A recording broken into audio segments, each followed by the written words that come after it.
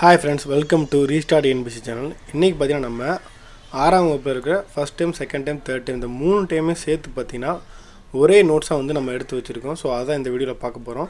நீங்கள் 3 புக்கையுமே தேடி தேடி போய் படிக்க வேண்டியதில்லை. இந்த ஒரு நோட்ஸ் படித்தாலே பார்த்தீங்கன்னா நீங்கள் 3 டேர்ம் படித்த மாதிரி தான். குரூப் 4 குரூப் ஸ்டூடெண்ட்ஸுக்கு பார்த்தீங்கன்னா ரொம்பவே ஹெல்ப்ஃபுல்லாக இருக்கும். முக்கியமாக பார்த்தீங்கன்னா எஸ்ஐ படிக்கிறவங்களுக்கும் இது கண்டிப்பாக யூஸ்ஃபுல்லாக இருக்கும். பார்த்தீங்கன்னா ஃபஸ்ட் டைமில் இருக்கிற கொஸ்டின்ஸ், அதாவது இம்பார்ட்டன்ட் பாயிண்ட்ஸை பார்த்தீங்கன்னா நான் நோட் பண்ணி வச்சுருக்கேன். இந்த 1 லேயரை மட்டும் நீங்கள் படித்தாலே போதுமானது தான். இந்தியாவில் அதிகமாக மழை பொழியும் இடம் மவுண்ட் சின்ராம். இந்தியாவில் குறைவான மழை பொழியும் இடம் ஜெய்சல்மார், பார்த்தீங்கன்னா ராஜஸ்தானில் இருக்குது. 3. இந்தியாவின் 2001ஆம் ஆண்டின் மக்கள் தொகை கணக்கெடுப்பின்படி இந்தியாவில் 122 முக்கிய மொழிகளையும் 1599 பிற மொழிகளையும் கொண்டுள்ளது. 2001 கணக்கெடுப்படி தான் இவங்க கொடுத்துருக்காங்க. ஸோ புக்கில் இருக்கிறத படி படித்தாலே போதும். 22 அலுவலக மொழிகளாக அங்கீகரிக்கப்பட்டுள்ளது. இப்போ இந்தியாவில் பார்த்திங்கன்னா மொத்தம் 22 அலுவலக மொழிகள் இருக்கிறது. செம்மொழிகள் மட்டும் பார்த்திங்கன்னா நம்ம தமிழ் பார்த்திங்கன்னா 2004 செம்மொழியாச்சு, சமஸ்கிருதம் 2005, தெலுங்கு கன்னடம் பார்த்திங்கன்னா 2008, மலையாளம் 2013, ஒரியா பார்த்திங்கன்னா 2016. 6. இந்தியாவில் மாநிலங்கள் 28, யூனியன் பிரதேசம் பார்த்திங்கன்னா 9. இந்திய தொல்லியல் துறை இதுவரை கண்டுபிடித்த கல்வெட்டு சான்றுகளில் 60% பார்த்திங்கன்னா தமிழ்நாட்டில் மட்டுமே கிடச்சிருக்கு. அப்போ தமிழ்நாட்டோட பழமையை பற்றி இந்தியாவை பார்த்திங்கன்னா உலகமே நம்ம இதன் மூலிமா அறியலாம். இந்திய நாட்டுப்புற நடனங்கள், அதாவது ஒவ்வொரு ஸ்டேட்டுக்குமே பார்த்திங்கன்னா ஒவ்வொரு ஸ்பெஷல் டான்ஸ் இருக்கும். ஸோ அதுதான் பார்க்க போகிறோம். வட இந்தியாவில் பார்த்திங்கன்னா கதக், கர்நாடகாவில் யக்ஷகானம், கேரளாவில் கதகளி, தமிழ்நாட்டில் பார்த்திங்கன்னா பரதநாட்டியம், ஆந்திராவில் குச்சிப்புடி, ஒடிசாவில் பார்த்திங்கன்னா ஒடிசி, அசாமில் சத்ரியா, மணிப்பூரில் மணிப்புரி. 9. இந்திய வேற்றுமையில் ஒற்றுமை என்ற சொல் நேருவின் டிஸ்கவரி ஆஃப் இந்தியா என்ற நூலில் பார்த்திங்கன்னா இடம்பெற்றிருக்கு. ஸோ நேரு தான் பார்த்திங்கன்னா முகவரியிலையும் சில வரிகளை வந்து சேர்த்திருப்பார். இனங்களின் அருங்காட்சியகம் என்று கூறியவர் V.A. ஸ்மித். இந்தியா பார்த்திங்கன்னா இனங்களின் அருங்காட்சியகம் அப்படின்னு சொன்னவர் யார் பார்த்திங்கன்னா V.A. ஸ்மித். 11. நெல்சன் மண்டேலா 27 ஆண்டுகள் சிறை வாழ்க்கைக்கு பின் 1990ஆம் ஆண்டு பார்த்திங்கன்னா விடுதலை ஆகியிருக்காரு. வெறிக்கு பார்த்திங்கன்னா எதிராக வந்து போராடி அவர் ஜெயிலுக்கு போயிருப்பார்.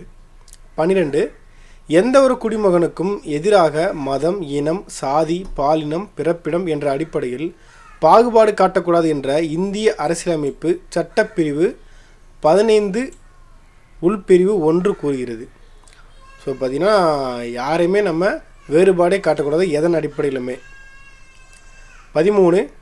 B.R. அம்பேத்கர் பாபா சாஹேப் என அழைக்கப்படுகிறார். 1917 MA பட்டம் வாங்குறாரு. 1927 கொலம்பியா பல்கலைக்கழகத்தில் படிக்கிறாரு.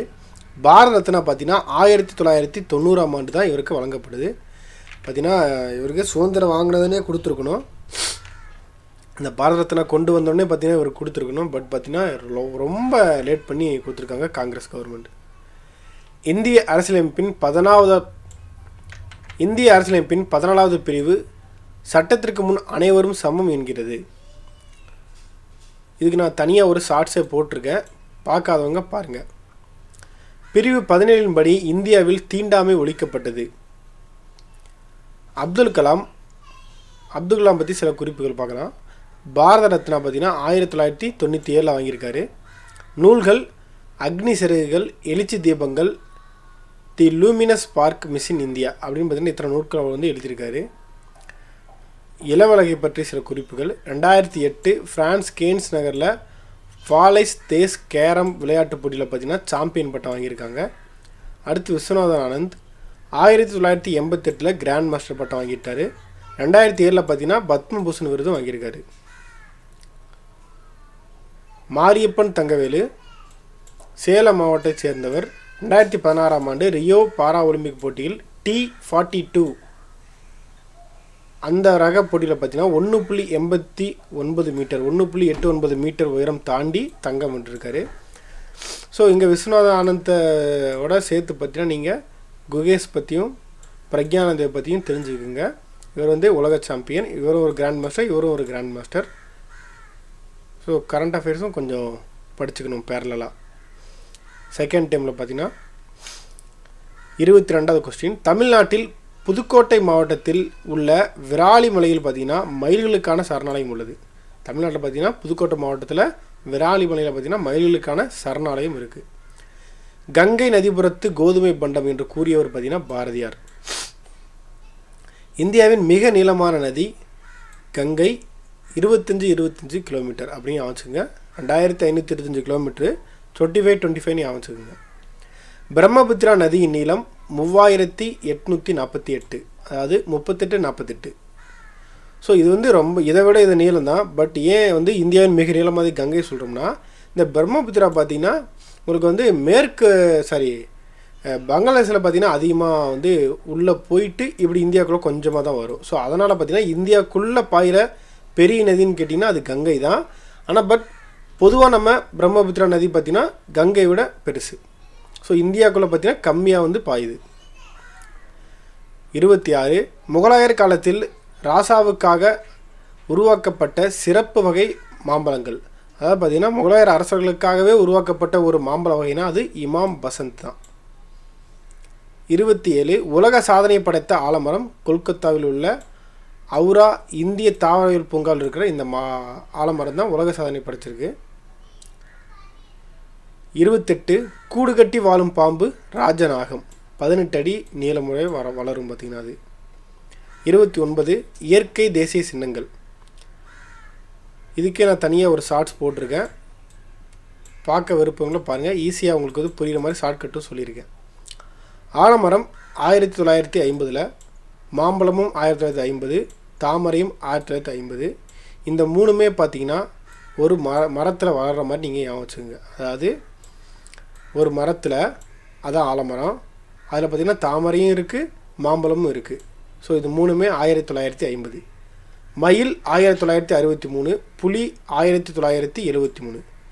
ஃபஸ்ட்டு பார்த்திங்கன்னா அந்த மரத்துக்கு கீழே ஒரு மயில் இருக்குது, அதுக்கப்புறம் பார்த்திங்கன்னா ஒரு புலி இருக்குது. இது 63, இது 73. கங்கையார் 2008, யானை 2010. இது எல்லாமே பார்த்திங்கன்னா ஒரு ஆற்றங்கரையில் தான் இருக்குது. ஸோ அந்த ஆற்றங்கரையை பார்த்திங்கன்னா 2008. அந்த ஆற்றுக்கு கரைக்கு இந்த பக்கம் பார்த்திங்கன்னா ஒரு யானை நிற்கிது, அது 2010. அந்த ஆற்றுக்குள்ளேயே பார்த்திங்கன்னா ஒரு ஆற்று ஓங்கில் அதாவது டால்ஃபின் இருக்குது, இதுவும் 2010. அதுக்கப்புறம் பார்த்திங்கன்னா லாக்டோபேசிலஸ் 2012. ஸோ இந்த ஒரு படமாக நீங்கள் ஒரு மேப்பாக நீங்கள் ஞாபகம் வச்சுக்கிட்டால் ரொம்ப ஈஸியாக இருக்கும். நான் ரிப்பீட் பண்ணுறேன். ஒரு ஆலமரத்தில் மாம்பழமும் தாமரையும் தொங்குது, மூணுமே 1950. அதுக்கு பக்கத்தில் பார்த்திங்கன்னா மயில் இருக்குது, அது 63. புலி பார்த்திங்கன்னா 73. இது எல்லாமே கங்கை நதிக்கரை ஓரத்தில் இருக்குது. அந்த கங்கை நதி 2008. கங்கை நதிக்குள்ளேயே ஒரு ஆற்று வங்கில் இருக்குது, அது 2010. பக்கத்துலேயே ஒரு யானை நிற்கிது கரையில், அதுவும் 2010. கடைசியாக பார்த்திங்கன்னா லாக்டோபேசிலஸ் 2012. அடுத்து 30 பார்த்திங்கன்னா காவி நிறம் தைரியத்தையும் தியாகத்தையும் உணர்த்துகிறது. அதாவது நம்ம நேஷனல் ஃப்ளாகில் இருக்கிற ஒவ்வொரு கலரும் எதை பற்றி குறிக்குதுன்னு தான் சொல்லியிருக்காங்க. வெள்ளை பார்த்திங்கன்னா நேர்மை மற்றும் அமைதி தூய்மை. பச்சை பார்த்திங்கன்னா செழுமை வளம். 31 தேசிய கொடியை வடிவமைத்தவர் பிங்களி வெங்கையா. 3:2. அது 3:2 என்னென்னா அப்படின்னா அது 3 அடி நீளம் 2 அடி அகலம் இப்படி இருக்கணும். அதாவது ஒரு செவ்வக வடிவத்தில் இருக்கணும். அதான் 3:2. விடுதலை இந்தியாவின் முதல் தேசிய கொடி தமிழ்நாட்டில் குடியாத்தத்தில் தான் நெய்யப்பட்டிருக்கு, வேலூர் மாவட்டம். குடியாத்தம் எங்கே இருக்குன்னா வேலூர் மாவட்டம். இந்த கொடி பார்த்திங்கன்னா இப்போ நேரு பார்த்திங்கன்னா இந்த கொடியை நேரு செங்கோட்டையில். ஸோ இந்த கொடி பார்த்திங்கன்னா இப்போ புனித ஜார்ஜ் கோட்டையில் இருக்குது. இந்த கொடியை நேரு செங்கோட்டையில் 15/8/1947 பார்த்திங்கன்னா அதாவது சுதந்திரம் வாங்கின அன்னைக்கு ஏற்றிருக்காரு. இந்த கொடி தற்பொழுது சென்னை ஜார்ஜ் கோட்டையில் உள்ள அருங்காட்சியகத்தில் உள்ளது. திருப்பூர் குமரன் இந்திய அரசு அஞ்சல் தலை 2004ஆம் ஆண்டு வெளியிடப்பட்டது. பொது திருப்பூர் குமரன் பார்த்திங்கன்னா கொடிக்காத்த குமரன் அப்படின்னு 2 பேர் இருக்குது அவருக்கு. அவர் வந்து எதுக்காக கொடிக்காத்த குமரன் அப்படின்ட்டு அழைக்கப்படுறாருன்னா, காந்தி வந்து அரெஸ்ட் பண்ணிடுவாங்க ஒரு இதில். ஸோ அதை எதிர்த்து போராடினவர் தான் இந்த திருப்பூர் குமரன். அப்போ தான் இறந்துருப்பார். ஸோ அவரை வந்து பெருமைப்படுத்தும் விதமாக 2004ஆம் ஆண்டு அவருக்கு அஞ்சல் தலை வெளியிட்டிருக்காங்க. சார்நாத் தூணை தேசிய இலச்சினையாக ஜனவரி 26, 1950 ஏற்றுக்கொள்ளப்பட்டது. அதாவது குடியரசு தின அன்னைக்கு தான் சார்நாத் தூணையும் தேசிய இலச்சினையாக எடுத்திருக்கிறோம். இந்த சாரநாத்துன்றது உங்களுக்கு தெரியும், எல்லா போலீஸ்லையோட தொப்பிலையும் எல்லா அரசு அலுவலகங்களையும் இருக்கும். ஒரு சிங்கம் அந்த மாதிரி இப்படி 3-4 பக்கமும் சிங்கம் இருக்கும். 37 தேசிய கீதம் இந்தியாவில் ஜனவரி 24, 1950 ஏற்றுக்கொள்ளப்பட்டது. அதாவது குடியரசு தின விழாவுக்கு 2 நாளைக்கு முன்னாடி. 38 இந்திய தேசிய கீதம் முதலாக 1911 டிசம்பர் 27 கொல்கத்தாவில் இந்திய தேசிய காங்கிரஸ் மாநாட்டில் பாடப்பட்டிருக்கு. தேசிய பாடல் பார்த்தீங்கன்னா வந்தே மாதரம். அதை எழுதியவர் ராஜேந்திர பிரசாத். 1950 ஜனவரி 24 அறிவித்தார். அது பார்த்தீங்கன்னா ஆனந்த மடம் அப்படின்ற அந்த ஒரு குறிப்பில் தான் எடுக்கப்பட்டிருக்கு. ஸோ அப்போ தேசிய பாடலும் தேசிய கீதமே பார்த்தீங்கன்னா 2 நாளைக்கு முன்னாடி, அதாவது குடியரசு தின விழா 2 நாளைக்கு முன்னாடியே அங்கீகரிச்சிட்டாங்க. 40 தேசிய உறுதிமொழி எழுதியவர் வெங்கட சுப்பாராவ், ஆந்திராவை சேர்ந்தவர். 16ஆம் நூற்றாண்டின் மன்னர் ஷெர்ஷா சூரி வெளியிட்ட வெள்ளி நாணயத்துக்கு ரூபியா என்று பெயர். ஸோ அந்த ரூபியான்ற பேர் பார்த்தீங்கன்னா அவர் தான் ஃபஸ்ட்டு வந்து இந்த மாதிரி விடுறாரு. ஸோ அதுலேருந்து தான் ரூபாய், ருப்பீஸ்ன்னு சொல்லிட்டு இப்போ எல்லா வேர்ட்ஸுமே வந்திருக்கு. நாணய சின்னம் இந்த ரூபியான்னு இருக்குல்ல, ஸோ இதை நீங்கள் நல்லா ஒரு உத்து பார்த்தீங்கன்னா உங்களுக்கு தெரியும், ஆர் இருக்குல்ல, இதுதான் ஆறு. ருப்பிக்கு பார்த்தீங்கன்னா ஃபஸ்ட் லெட்டர் ஆறு. அதுலேருந்து தான் இதை வந்து எடுத்திருப்பாங்க. இப்படி எடுத்து இப்படி 2 கோடு போட்டிருப்பாங்க. இந்த பகுதியை தான் இப்படி எடுத்திருப்பாங்க, இந்த பகுதியை மட்டும். ஸோ அந்த சின்னத்தை வந்து உருவாக்குனவர் யாருன்னு கேட்டீங்கன்னா டி உதயகுமார். 43 இளவேனில் கால சம இரவு பகல் நாள் மார்ச் 22. லீப் ஆண்டுகள் பார்த்தீங்கன்னா மார்ச் 21. ஸோ நார்மலான வருஷத்தில் பார்த்தீங்கன்னா மார்ச் 22 சம இரவு பகல் வந்துடுது. லீப் வருஷத்தில் மட்டுமே பார்த்தீங்கன்னா மார்ச் 21 வருது. 45 மேக்னத் சாகா தலைமையிலான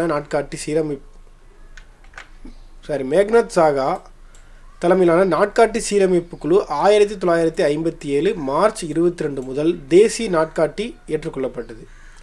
ஸோ வந்து சுதந்திரம் வாங்கின அப்புறம் பார்த்திங்கன்னா எந்த நாட்காட்டியும் நம்ம ஃபாலோ பண்ணோம் அப்படின்றதுக்காக மேக்னத் சாகா அப்படின்ற தலைவரில் பார்த்திங்கன்னா ஒரு குழு அமைச்சிருக்காங்க. அவங்க தான் தேசிய நாட்காட்டியை உருவாக்கி 1957 மார்ச் 22 முதல் பார்த்திங்கன்னா அதை தான் நம்ம ஃபாலோ பண்ணிகிட்ருக்கோம்.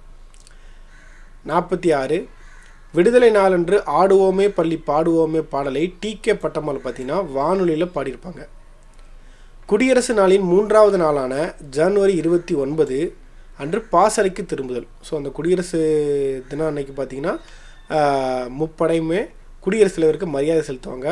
அதுக்கப்புறம் 3 நாள் கழித்து பார்த்திங்கன்னா அவங்க பாசறைக்கு திரும்புதல் அப்படின்னு பார்த்திங்கன்னா ஒரு டேவை கொண்டாடுறோம். 48 அக்டோபர் 2 சர்வதேச அகிம்சை நாளாக 2007 அங்கீகரித்து ஐநா சபையை பார்த்திங்கன்னா கொண்டாடி வருகிறது. 2007 தான் அக்டோபர் 2, அதாவது காந்தி பிறந்தநாள சர்வதேச அகிம்சை நாளாக ஐநா வந்து கொண்டாடிட்டு வருகிறது. மூவர்ண கொடியை இந்திய அரசியலமைப்பு சபை 1947 ஜூலை 22 தேசிய கொடியாக ஏற்றுக்கொண்டது. 50 1929 லாகூர் காங்கிரஸ் மாநாட்டில் 1930 ஜனவரி 26 சுதந்திர நாளாக கொண்டாட ஒப்புதல் அளிக்கப்பட்டது. பார்த்திங்கன்னா 29 தான் அந்த லாகூர் காங்கிரஸ் மாநாடு தான் முடிவு பண்ணுறாங்க. இனிமேல் நமக்கு வந்து பார்த்திங்கன்னா நமக்கு சுதந்திரம் ஆன மாதிரி அவங்களே கொண்டாடுவாங்க சுதந்திரத்துக்கு முன்னாடியே. ஸோ அந்த நாள் தான் ஜனவரி 26. இதை தான் பிற்காலத்தில் நம்ம வந்து யாபமாக வச்சுக்கிறோம் அப்படின்றதுக்காக தான் குடியரசு தின விழாவை, ஏன்னா சுதந்திரத்தை அவங்க பாட்டு கொடுத்துட்டு போயிட்டாங்க, பட் குடியரசு நாளாவது நமக்கு யாபம் இருந்து நல்ல நாளில் கொண்டாடணும் அப்படின்றதுக்காக தான் ஜனவரி 26 நம்ம கொண்டாடுறோம். 51 389 உறுப்பினர்களை கொண்ட இந்திய அரசியலமைப்பு நிர்ணய மன்றம் என்ற அமைப்பு 1946 ராஜேந்திர பிரசாத் பார்த்தீங்கன்னா தலைமையில் வந்து அமைச்சிருப்பாங்க. 52 அரசமைப்பை எழுத தொடங்கிய நாள் 1946 டிசம்பர் 9. ஸோ இன்றைக்கி தான் தொடங்கியிருக்காங்க. மொத்தம் பார்த்திங்கன்னா 2 வருஷம் 11 மாதம் 18 நாட்கள், கிட்டத்தட்ட 3 வருஷம் பார்த்திங்கன்னா அரசியலமைப்பு உருவாக்க நம்ம வந்து டைம் தேவைப்பட்டிருக்கு. 1949 நவம்பர் 26 பார்த்திங்கன்னா சட்டம் தயாராகிடுச்சு. 54 64 லட்சம் இதற்கு செலவானது. அதாவது சட்டம் எழுதுறதுக்கு பார்த்தீங்கன்னா 64 லட்சம் வந்து செலவாகிருக்கு. 55 குழந்தைகளுக்கு கல்வி வாய்ப்புகளை 6 to 14 வயதுக்குள் தருவது நமது கடமைகளாக அறிவித்துள்ளது. அரசியலமைப்பின் வரைவு குழுவில் 7 பேர் இருந்தனர். அரசியலமைப்பு வரைவு குழுவில் பார்த்தீங்கன்னா 7 பேர் இருந்திருக்காங்க. 57 சட்டம் உருவான போது 395 உட்பிரிவுகள், 22 பகுதிகள், 8 அட்டவணைகள் இருந்திருக்கு. ஆனால் தற்பொழுது பார்த்தீங்கன்னா 448 உட்பிரிவுகள், 25 பகுதிகள், 12 அட்டவணைகளாக காலத்துக்கு ஏற்பாடு பார்த்தீங்கன்னா அதிகமாகிடுச்சு. 59 அரசமைப்பு சட்டம் 16/9/2016 வரை 101 முறை பார்த்தீங்கன்னா திருத்தப்பட்டுள்ளது. 3ஆம் பருவம் 60வது கொஸ்டின் பார்த்தீங்கன்னா நேரடி மக்களாட்சி முறை சுவிட்சர்லாந்தில் இருக்குது. நேரடி மக்களாட்சி முறை சுவிட்சர்லாந்தில் இருக்குது. இந்தியாவின் மிக பழமையான உள்ளாட்சி அமைப்பு 1688 சென்னை மாநகராட்சி தான் இந்தியாவின் மிக பழமையான உள்ளாட்சி அமைப்பு. தமிழ்நாட்டில் முதலாக உருவாக்கப்பட்ட நகராட்சி பார்த்தீங்கன்னா வாலஜாபேட்டை. மாநகராட்சிக்கு இந்திய ஆட்சிப்பணி அதிகாரி, அதாவது ஒரு ஐஏஎஸ் தான் பார்த்தீங்கன்னா ஆணையராக இருப்பாங்க. 64 மக்களுக்கும் அரசுக்கும் இடையே இணைப்பு பாலமாக செயல்படுவது கிராம ஊராட்சி தான். ஸோ எல்லா திட்டங்களையுமே பார்த்திங்கன்னா மக்களுக்கு கொண்டு போய் சேர்க்கறது இந்த கிராம ஊராட்சி மூலமாக தான். 65 ஊராட்சி ஒன்றிய தலைவர், துணைத் தலைவரை தேர்ந்தெடுப்பது வட்டார வளர்ச்சி அலுவலர். ஸோ பார்த்திங்கன்னா ஊராட்சி ஒன்றிய தலைவரையும் துணைத் தலைவரை தேர்ந்தெடுக்கிறது யாருன்னு கேட்டாங்கன்னா வட்டார வளர்ச்சி அலுவலர். 66 நீலகிரி, பெரம்பலூர் மாவட்டங்கள் ஒவ்வொன்றிலும் 4 ஊராட்சி ஒன்றியங்கள் தான் உள்ளன. ஸோ இதில் பார்த்திங்கன்னா ரொம்ப கம்மியாக இருக்குது. நீலகிரியிலும் பெரம்பலூர்லையும் பார்த்திங்கன்னா 4 ஊராட்சி ஒன்றியங்கள் தான் இருக்குது. 67 பஞ்சாயத்து ராஜ் சட்டம் 1992 ஏப்ரல் 24 கொண்டு வரப்பட்டிருக்கு. தேசிய ஊராட்சி தினம், ஸோ என்றைக்கு கொண்டு வந்தாங்களோ அதை தான் நம்ம தேசிய ஊராட்சி தினமாக கொண்டாடுறோம், ஏப்ரல் 24. அனைத்து உள்ளாட்சி அமைப்புகளிலும் பெண்களுக்கு 33% பார்த்தீங்கன்னா இடஒதுக்கீடு வழங்கப்பட்டுள்ளது. இப்போ தான் பார்த்தீங்கன்னா நாடாளுமன்றத்தில் 33% இடஒதுக்கீடு கொண்டு வந்தாங்க தேர்தலில். ஸோ ஆனால் பார்த்தீங்கன்னா முன்னாடியே நமக்கு உள்ளாட்சி அமைப்புகளில் பெண்களுக்கு 33% இடஒதுக்கீடு இருக்குது. 2011 நடைபெற்ற உள்ளாட்சி தேர்தலில் பெண்கள் 38% இடங்களில் வெற்றி பெற்றனர். 71 2016ஆம் ஆண்டு தமிழக அரசு பெண்களுக்கு 50% இடஒதுக்கீடு செய்துள்ளது. ஸோ இந்த 71 கொஸ்டினை நீங்கள் நல்லா படித்து மனப்பாடம் பண்ணிட்டீங்கன்னா நீங்கள் 6ஆம் வகுப்பு குடிமையில் படிக்க தேவையே இல்லை. புக்கை தேடி போய் நீங்கள் படிக்க தேவையில்லை. ஸோ இந்த நோட்ஸே பார்த்தீங்கன்னா போதுமானதான். அடுத்து பார்த்தீங்கன்னா நான் 7th இந்த மாதிரி வீடியோ போடலாமா வேணாமான்னு கமெண்ட் பண்ணுங்கள்.